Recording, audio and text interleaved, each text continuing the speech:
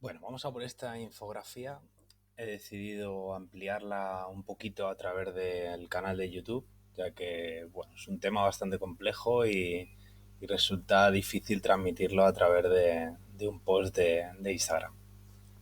Entonces vamos a ver los 4 puntos principales, que eran los mismos que detallábamos en el post de Instagram, para que quede más claro lo que es el microciclo estructurado.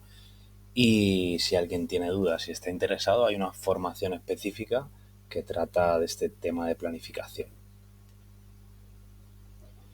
El primer elemento que caracteriza este tipo de planificación, normalmente hace una o dos décadas se utilizaba mucho el ATR, acumulación, transformación, realización, pero aquello era herencia de los deportes individuales, sobre todo del atletismo.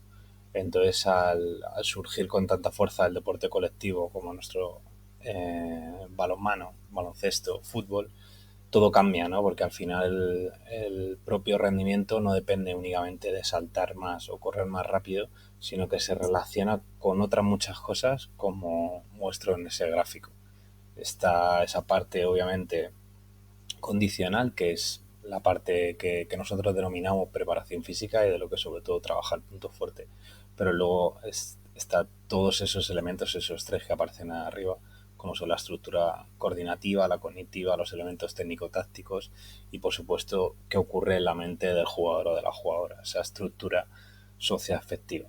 Entonces, lo bonito de nuestro deporte es que el rendimiento depende de muchísimos factores y obviamente lo tenemos que tener en cuenta a la hora de planificar y en este caso tener en cuenta a la hora de desarrollar nuestra preparación física. Ese es el primer elemento que caracteriza al microciclo estructurado, que tiene en cuenta e interrelaciona todos los elementos que pueden intervenir en el juego, en el deportista y por tanto en el equipo. El segundo sería que la unidad de planificación es la semanal, por eso se llama estructuración a través del microciclo. El microciclo en este caso sería la semana. Os pongo un ejemplo para que quede mucho más claro. Antes quizás, y todavía habrá muchos clubes que planifiquen mensualmente o trimestralmente, pero claro, no tenemos en cuenta qué ocurre cada semana y qué importancia tiene, ¿no? Entonces yo a la hora de planificar, por supuesto hago un macro, lo veremos en el punto 4, pero en este caso con mi equipo, con Pinto, hago una captura de cómo es toda la temporada y establezco al menos en un inicio junto con la entrenadora cuáles son los partidos clave y cuáles son los meses clave. Y dentro de ese mes vamos a ir analizando semana a semana. Entonces le pido a la entrenadora, o si en vuestro caso sois vosotros el entrenador, que pongáis un número más o menos real de 0 al 10 de la importancia de ese fin de semana. Imaginaros que estamos jugando por no descender, entonces nuestros rivales 9-10 serán aquellos que a priori van a competir con nosotros por el descenso. Lo mismo puede ocurrir en el caso de que estemos peleando por el ascenso o por ganar la liga. Los rivales top 9-10 en esa escala serán aquellos que normalmente pelean en la parte alta de la tabla. Por supuesto, los otros partidos habrá que ganarlos, pero en cuanto a planificación, organización del entrenamiento, el microciclo estructurado le da mucha más importancia a esto. Entonces, como veis ahí en la imagen, según el rival del fin de semana, que en un caso era 10 y el otro, si no recuerdo mal, era 9, pues toda la planificación de la semana va en relación a eso. Empezaría en cuanto a generalidad o especificidad, los primeros días de la semana es una base como más general, menos alejada de la competición, con un componente más alto a nivel físico, pero a medida que avanza la semana va teniendo un componente menos menos intenso a nivel puramente físico, pero mucho más específico para que se produzca esa pequeña supercompensación justo el día competitivo, que normalmente en nuestro caso en España es el sábado, dependiendo de cada competición o cada liga, pues será un día u otro. Y lo que pongo ahí en la nota, es importante quién es el rival del fin de semana, pero también igual o más importante que esto es cómo me encuentro yo, cómo se encuentran mis jugadores a nivel anímico y a nivel de carga. Y en función de eso vamos a organizar la semana. ¿Qué quiere decir? Que al final vamos a ir fluctuando casi sesión a sesión, dependiendo un poco de cómo se encuentren los jugadores a nivel individual y a nivel colectivo. Pasamos al punto 3 para detallar un poquito más el microciclo estructurado, y es que tiene muchísima relación con el modelo de juego y, como ya adelantaba un poquito antes, con la especificidad. Antiguamente yo caí en aquello, pues el entrenamiento físico se llamaban pesas y era pues gimnasio y el correr y punto. Pero claro, ¿qué transferencia tiene esto al balonmano o a cualquier otro deporte? Pues una base sí puede tener algún tipo de relación, pero poco a poco tenemos que hacerle entender que esa resistencia en forma de carrera la queremos traducir en un modelo de juego más fluido y que podamos sostener durante más minutos, o obviamente hasta que suene la bocina.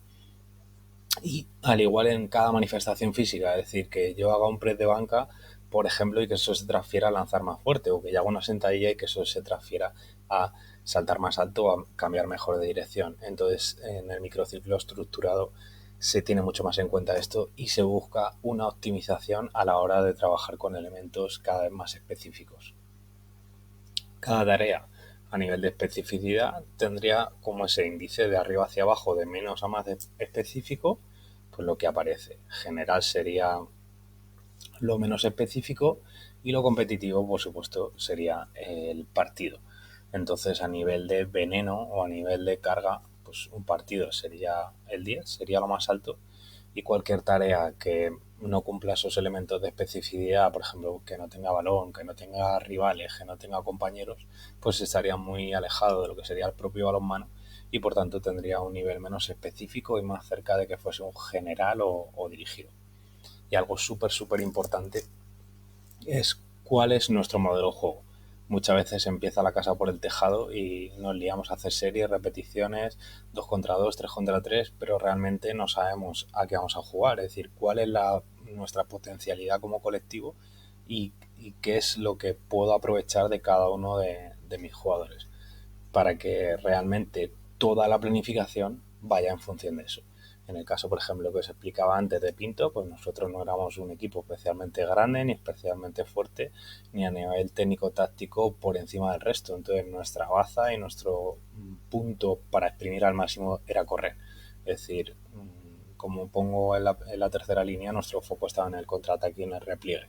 Al final, ese era nuestro arma, y toda la preparación física y toda la preparación técnico-táctica giraba en relación a eso. Entonces es súper importante que antes de iniciar la temporada, dependiendo de las incorporaciones y las bajas que hayamos tenido, nos sentemos con nuestro cuerpo técnico y digamos, vale, ¿a qué vamos a jugar? ¿Cuáles son nuestros pilares fundamentales? ¿A qué podemos exprimir al máximo? Y quizás cuáles son nuestros puntos más débiles, para tratar de reforzarlos y manejar el lugar hacia donde queremos ir. Y al igual que eso, os planteo alguna serie de preguntas. Es decir, vamos a por marcadores cortos, vamos a por marcadores largos. Somos, por ejemplo, un equipo de envergadura grande y en el juego posicional tenemos mucho lanzamiento exterior, o tenemos muchos recursos de 1 contra 1, 2 contra 1, 3 contra 2 y demás. Y si tenemos jugadores jóvenes o veteranos, más que nada porque esto va a determinar el desgaste que podemos tener a lo largo de la temporada. Si al final es un equipo de una media de 20-22 años, en cuanto a carga, desgaste y demás, pues podemos apurar un poquito más, pero si tenemos jugadores de una media de 30-35, pues no vamos a poder cargarles con tantos minutos y tanta carga a nivel general, o en este caso física. Y el último punto que caracteriza a esta planificación que os queremos mostrar sería, vamos desde lo macro, es decir, desde lo más alejado de la temporada hacia lo más micro, hacia lo más específico, que sería la sesión. Entonces haríamos una fotocopia de la temporada, vemos el calendario competitivo, cuando paramos, por ejemplo, en Navidades o en Semana Santa, si hablamos de la competición en España, y cuáles son esos partidos clave, y ya tenemos, bueno, como una planificación general de lo que podría ser toda nuestra temporada. y vamos poco a poco haciendo zoom, por eso pongo a ese planetita en la lupa, para irnos acercando a cada trimestre, a cada mes, a cada semana y a cada sesión. Pero por supuesto lo que nos obliga al microciclo estructurado, y por eso hay veces que es tan complejo conseguir entrelazarlo y manejarlo bien, es que como un buen capitán tenemos que ser muy flexibles a lo que va ocurriendo. Dependiendo de los resultados, dependiendo de cómo se vayan encontrando nuestros jugadores, cómo vayamos estando a nivel de carga, a nivel anímico y emocional, pues tendremos que ir ajustando hacia un lado, hacia el otro y siendo muy camaleónicos, muy flexibles en cuanto a la planificación. No tendría sentido hacer una planificación a principio de temporada e ir con ella a muerte porque no tenemos ni idea de lo que va a pasar. Aunque la temporada pasada hiciésemos una planificación de cine, no quiere decir que esa planificación la siguiente temporada no vaya a funcionar. Cambian tantos elementos y ya solo el orden de la competición, los jugadores que se van, los jugadores que llegan, nos cambia toda la película. Entonces la flexibilidad es súper importante a la hora de planificar. Poco más, no quiero alargarme en esta ampliación de la infografía de Instagram. Y si queréis más información sobre planificación o en concreto del microciclo estructurado, en nuestro curso de Pilares de la Preparación Física tenéis un módulo de Sergio Carrascón que habla únicamente de este tema. Podéis comprar y adquirir el curso en su totalidad, que si no recuerdo mal son 65 euros, o solo el módulo de planificación, que serían 19. Os dejo el enlace en la descripción del vídeo por si queréis echarle un vistazo. Calienta que sales.